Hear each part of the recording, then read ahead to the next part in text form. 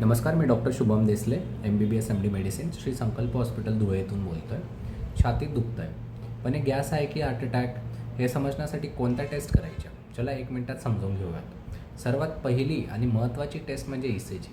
छातीत दुखत असताना शक्य तितक्या लवकर ECG केल्यास हार्ट अटॅकचे काही गंभीर चिन्हे ओळखता येतात. पण ECG नॉर्मल आला म्हणून हार्ट अटॅक पूर्णपणे नाकारता येतो का? नाही. दुसरी महत्त्वाची टेस्ट म्हणजे ट्रोपोनिन I किंवा ट्रोपोनिन T. हा रक्तातील एक मार्कर आहे जो हृदयाच्या स्नायूच्या इजा झाली आहे हे समजण्यासाठी मदत करतो.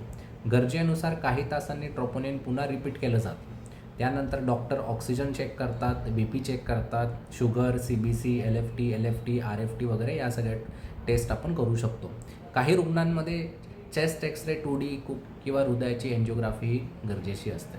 लक्षात ठेवा, छातीत दडपण, घाम, श्वास लागणे, मळमळ किंवा हात आणि जबड्यात वेदना होत असतील तर टेस्ट करण्यासाठी घरी थांबू नका. तातडीने हॉस्पिटलला जा, कारण चेस्ट पेनमध्ये वेळ म्हणजेच हृदय. धन्यवाद.